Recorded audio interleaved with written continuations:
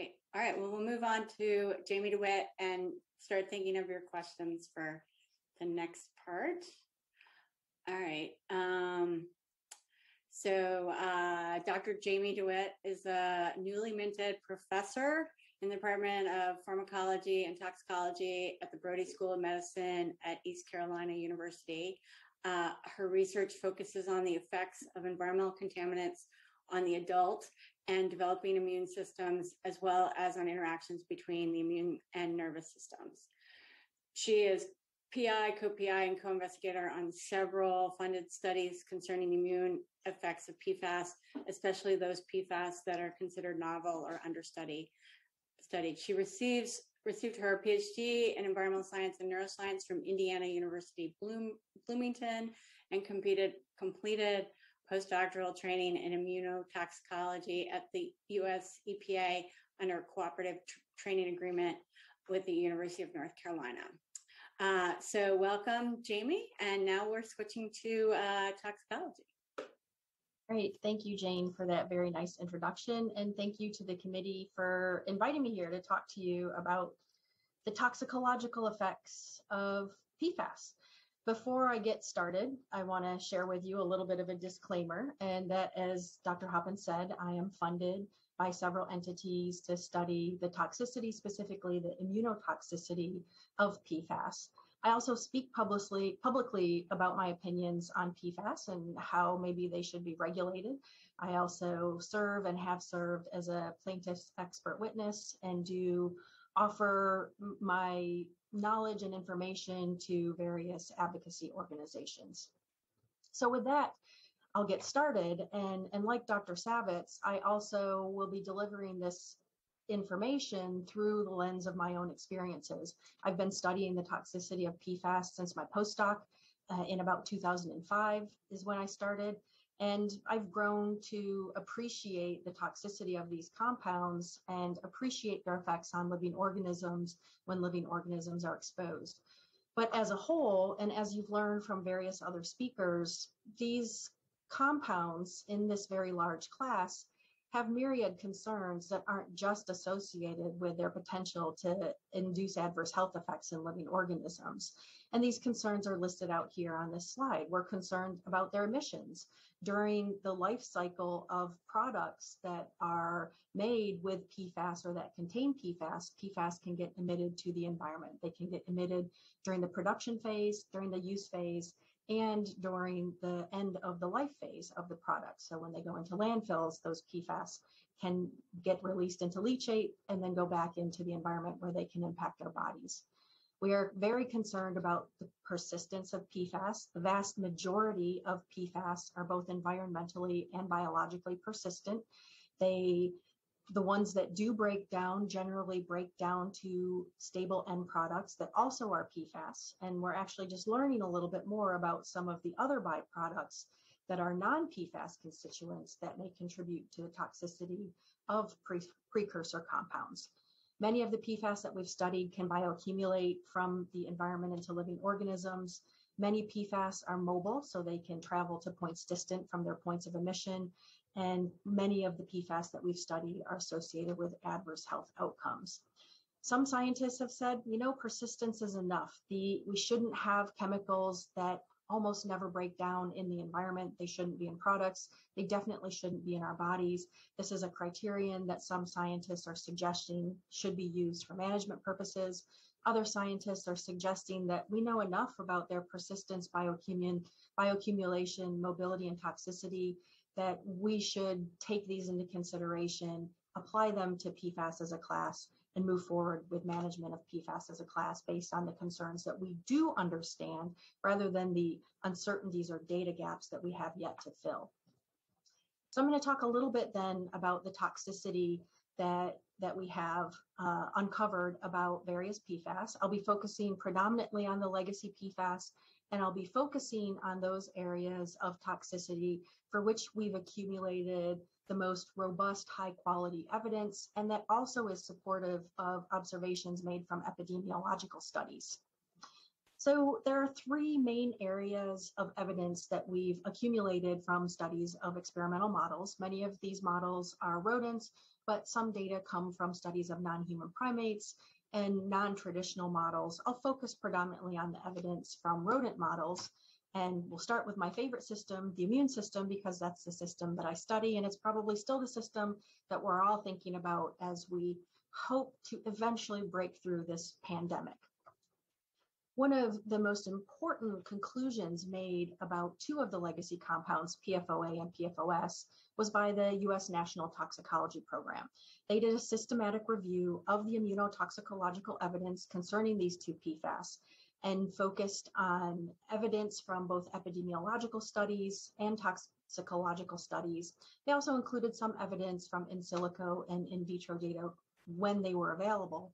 And they determined that PFOA and PFOS are presumed to be immune hazards to humans. And this was based largely in part on their ability to suppress antigen-specific antibody responses. And in experimental animals, these are responses that are highly analogous to vaccine responses in people. So these data from experimental animals demonstrating suppression of the vaccine response and supported by observations in human studies allowed them to reach this conclusion. Now, as you see here on the slide, there are other immunotoxicological outcomes that have been associated with PFAS exposure, and these supported the conclusion of the immune hazard of PFOA and PFOS. And you can see that some of these responses seem to be opposite from one another. We have, on one hand, antibody suppression, and on the other hand, we have evidence that in some populations and in some models, PFAS enhance immune responses in an undesirable way. So increases in allergy, asthma, and autoimmune disease. So these data taken together indicate that the immune system is a target of PFAS exposure.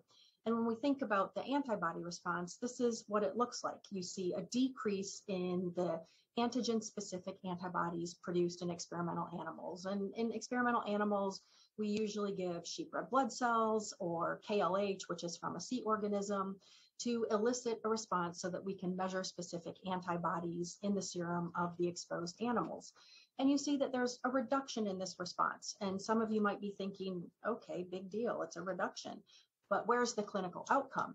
Well, in the world of immunotoxicology, this reduction is considered to be biologically meaningful. It does not have to be associated with clinical outcomes or signs of disease. And we also know that when we measure this outcome in experimental animals, it is highly predictive of risks in similarly exposed people. So this is a very robust measure of the ability of the adaptive immune system to function. And when we see this function impaired in experimental animals, it's highly translatable to the human condition. So this piece of data is really robust and valuable for predicting the potential for PFAS to elicit similar responses in exposed humans. I know that this is the type of data that nobody ever wants to see in a presentation. And everybody always says, oh, don't pay attention to the figure. But I do want you to look at the figure and the two figures. And on the left side is PFOA and on the right side is PFOS. And what I want you to focus on are the red dots. The red dots are the groups of animals that have been exposed to PFOA or PFOS and that were given an antigen. So this is a measure of the antigen response. And notice that many of the red dots are below that center line, and that center line is the response of the control group. So this indicates that the majority of studies that have evaluated this response in experimental animals observed a suppression of this response. And in the majority of studies, animals were given PFAS, PFOA or PFOS through their drinking water or through their food. So these were examples of the types of data that the National Toxicology Program used in their systematic review to make the determination that the antigen-specific antibody response is sensitive to PFAS exposure. Based on some of these data, several states in the US have used immunotoxicological endpoints to protect public health. New Jersey and Michigan both based their maximum contaminant levels for drinking water for PFAS on immunotoxicity. In New Jersey, we have 13 nanograms per liter, and in Michigan, we have 16 nanograms per liter, again, indicating the sensitivity of the immune system to PFAS exposure and the ability of using these data to protect humans from PFAS exposure in their drinking water. And fairly recently, the European Food Safety Authority established a tolerable weekly intake based on immunotoxicity. They used data from PFAS, and they applied these data across 4 different types of PFAS for their weekly intake. So when we look at these toxicological data from the immune system, we can say with confidence, based on the types of measures that were included and based on the similarity of responses across different strains and species, and based on the observations we've made in epidemiological studies, that the immune system is a sensitive target and the risks from PFAS exposure on the immune system are supported by the toxicological evidence. So I'm going to move on now to liver damage. And liver damage in experimental models really covers a range of responses. One of the hallmark changes that is observed in experimental animals exposed to PFOA or PFOS and other PFAS we're learning is liver enlargement. This liver enlargement can progress to liver damage, such as steatosis. We see changes in liver enzymes that indicate liver damage. And with continued exposure, some of these changes in the liver, such as necrosis and apoptosis, can progress to adenomas. These are well-known effects of long-chain PFAS. We've seen them in various rodent models and in non-human primates. In my laboratory, I've seen increases in liver weight associated with some of the newly discovered PFAS here in North Carolina in the Cape Fear River. So when we look at changes in the liver, there are multiple changes that occur that increase our confidence in the liver as a target of PFAS in exposure studies. Liver weight increases in a highly dose responsive manner. So you see nice increases, well, maybe not so nice, but you see increases in liver weight with increases in dose. There's increases in the number of cells and the size of the cells. One of the enzymes that appears to be increased is peroxisome proliferators, and these are enzymes that are associated with lipid metabolism and beta fatty acid oxidation. But you also see necrotic changes, signs of apoptosis, and then disruptions in metabolism of lipids and accumulation of fat in the liver. So these studies indicate that the liver is a target of PFAS exposure. And some of the mechanisms that have been uncovered in various studies in doing some gene profiling and lipid profiling and protein profiling and transcriptomics of the liver demonstrate that some of the changes in the liver have been associated with activation of many different types of nuclear receptors. We know that there can be interference with binding of various proteins, so PFAS bind to various proteins that can affect biological processes.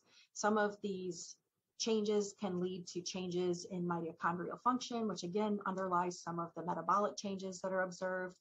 But there's also evidence of direct cytotoxicity. Some PFAS can distribute into lipid bilayers in cells to lead to necrosis and other changes in cells.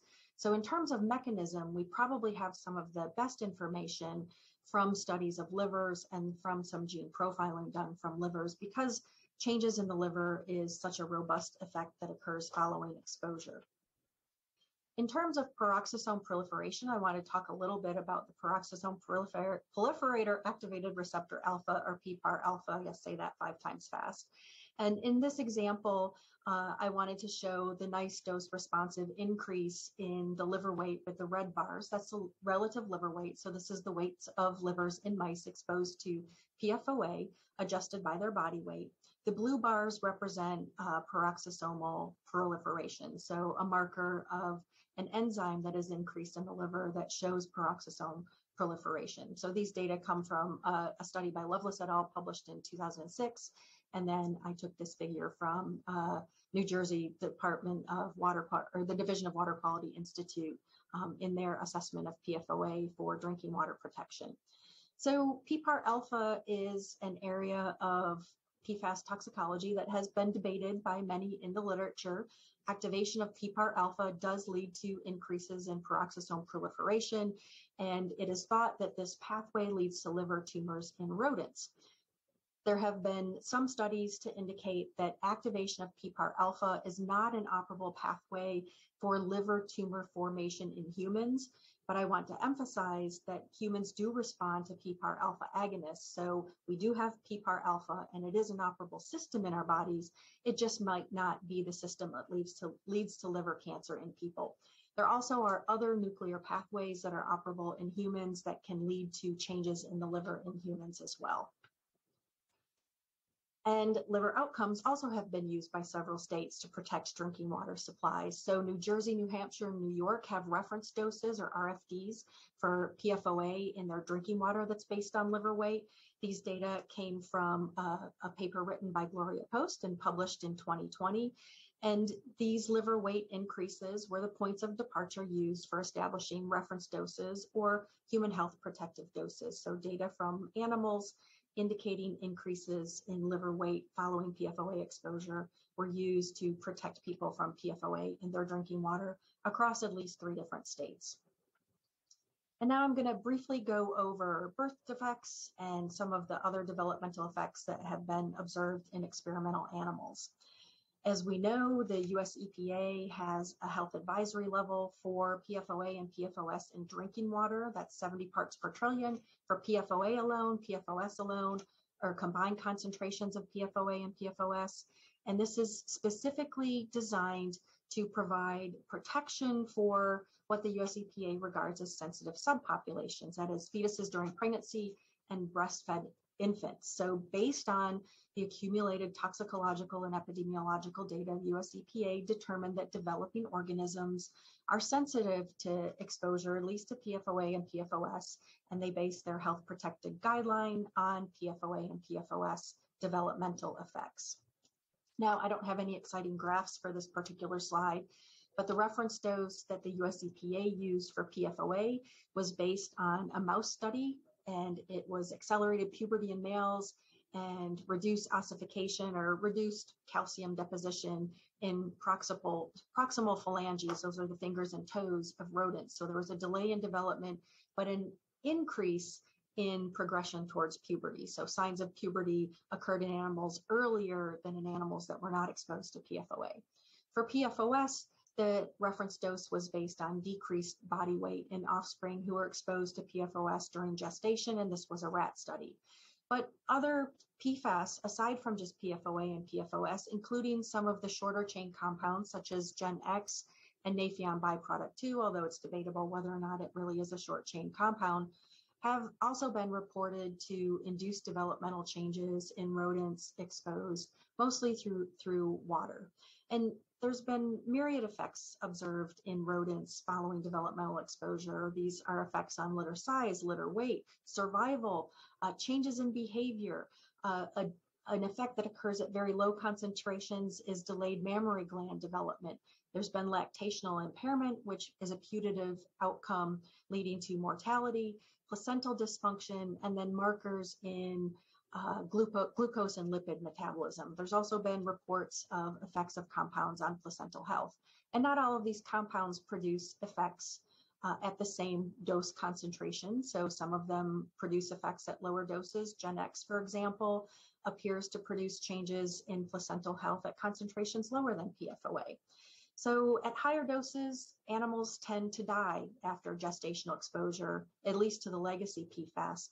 And lower doses are associated with some of these other changes that could lead to lifelong changes in disease risk in the organisms that were exposed during gestation. I wanted to highlight a model that was developed by the state of Minnesota. I'm not going to go into the details of the model. I'm not a modeler, but this was a very elegant model put together by the state of Minnesota to adequately protect both bottle-fed and breastfed infants from PFAS, not only that they were going to be receiving through breast milk or through formula made with PFAS contaminated water, but it also took into account the exposure that they were going to receive from a mother who was consuming contaminated water. So this model was created and it demonstrated that breastfed infants were receiving a higher burden of exposure compared to bottle-fed infants. So Minnesota based their PFOA water guidance based on protection of breastfed infants and based on the idea that they are more sensitive than other people being exposed to PFAS. And several states have reference doses based on developmental toxicological outcomes for protection of their populations from PFOA or PFOS. So Massachusetts, Minnesota, Michigan, Vermont, and Washington all use developmental endpoints for either PFOA or PFOS or both. And what's interesting is that several states also have incorporated additional uncertainty factors into their reference doses for points of departure based on other endpoints because of the presence of developmental effects. And they've done this because maybe that there weren't many developmental studies, but if this is based on the concept that the developing organism is sensitive to effects from PFAS exposure. And so these uncertainty factors were incorporated to ensure that there was adequate protection of these sensitive subpopulations. So what we have are some areas of toxicology and toxicological outcomes that are highly supportive of observations that have been made in epidemiological studies. So in the case of liver toxicity, immunotoxicity, and developmental toxicity, we see a lot of congruence between the outcomes observed in toxicological studies and those in epidemiological studies. So this increases our confidence that when we see changes in model organisms exposed to single PFAS, that what we are seeing in human populations is a real finding and that link is real. So it increases our confidence that the observations we're making in people are true observations and not just chance findings. We do have other toxicological effects. I've just highlighted the ones for which we have robust data and upon which many health protective guidelines have been based. But some of the earliest effects to come out associated with the legacy PFAS were tumors. The tumor triad was one of the first things that I learned about PFOA during my postdoc. The tumor triad occurs in mostly rats, to an extent in mice. It includes tumors of the liver, pancreas, and testes. And some mechanisms have been put forward for these types of tumors. Many of them are based on receptor activation, but there's also some endocrine disruption modes of action that may be happening in the case of these types of tumors. Endocrine disruption has been observed in toxicological studies. The thyroid gland is a gland that we know can be perturbed by PFAS exposure, so there can be effects on thyroid gland and thyroid hormone production. And there have been neurotoxicological outcomes observed. There have been some developmental studies that have observed changes in motor behavior, for example, even after only a single dose occurring at postnatal day 10, for example. And knowledge is growing about the different PFAS, especially about the PFAS for which we need more information for decision making. We know that sex differences do matter in some species. Males and females excrete at different rates. We've seen differences in concentrations of PFAS in males and females in human populations. So there are hormone-related differences and differences related to receptors or transporters at the level of the kidney. Species differences matter. We know that mice, for example, excrete PFAS much more rapidly than humans. So when we're using toxicological data from rodents to build health protective guidelines for humans, we need to take that into account. And there have been some very nice toxicological models built or toxicokinetic models built to help us understand differences in clearance between rodents and humans. And comorbid diseases also may matter. In cases of individuals who have kidney disease or certain types of cancer, what happens in their bodies may be very different than what happens in the body of somebody who doesn't have a comorbid disease. So those need to be considered, and those also need to be addressed in some of our toxicological models. Mixture effects also matter. Some newly emerging data from the US EPA by Justin Connolly's group demonstrate that when, for example, Nafion byproduct 2 and Gen X are put together, effects on developmental endpoints are dose additive. So what we observe with mixtures is perhaps more profound than what we observe with individual compounds. So what is really important, and this was highlighted in a paper by Fenton et al., is that translational research teams are really going to be critical to enhance our strategies for managing risks associated with PFAS. So that means we all need to get along and work together to help to answer the complex questions that still do remain about PFAS so that we can move forward with management approaches that will be health protective for everybody who's getting exposed. I have a few summary points here. I'll leave this slide up here. I do also have references on my last slide. I just wanted to highlight a couple of points while I still have a little bit of time left, that PFAS aren't inert. They have been described in the past as being inert. They are not reactive in the traditional sense of an acid or a base or an epoxide, but they do interact with biological models to perturb physiology, and that perturbed physiology can lead to adverse health outcomes that can be chronic diseases or other types of effects.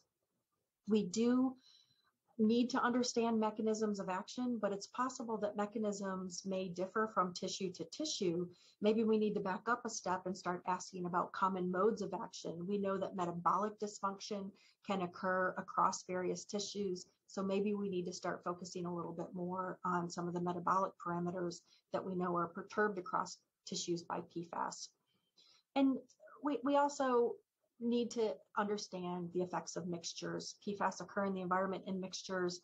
They don't occur one by one. So when we start to ask questions about managing, perhaps a mixtures approach is the best way to go. Here are my references, and I'm finishing exactly on time, and I'm happy to answer questions, and I look forward to the reflection portion. All right, well, thanks a lot, Jamie. That gave us a lot to chew on. So Jamie, I had a question in light of what David Savage suggested is where the most consistent human evidence is. Are there animal models that can answer those questions? So toxicology is good for some things with respect to human health and not so good for others. And are there things that have been seen in the epidemiology that there's not good animal models to pursue that? So I'm going to make the assumption that you're talking about cholesterol, because what we... Oh, I don't know. I'm asking you your opinion. So yeah, so cholesterol is one of those areas where we see increases in cholesterol in studies of human populations. In animal models, we see decreases in cholesterol and triglycerides. So what's happening in animal models with respect to lipid metabolism goes in a different direction than what happens in people who are exposed. And my opinion on that is that the direction may be opposite, but we're still seeing perturbation of those underlying pathways that are related to lipid metabolism. And so in this situation, evaluating the pathway, and we have many different types of animal models that allow us to ask questions about lipid metabolic pathways. So looking at the pathway and not focusing as much on the outcome will help us to better understand what molecules or proteins may be involved in perturbing that lipid outcome. But there are also, for developmental immunotoxicity, for example, we don't really have great in vitro models, so it'll be challenging to screen high numbers of PFAS for developmental immunotoxicity. So there are some areas that are not as well defined with respect to toxicological models. Autoimmune models, very, very poor animal models for studying autoimmunity. Great, thanks. It looks like Ned has a question, so I'll turn it over to Ned. Hey, Jane, if it's okay, I have a couple.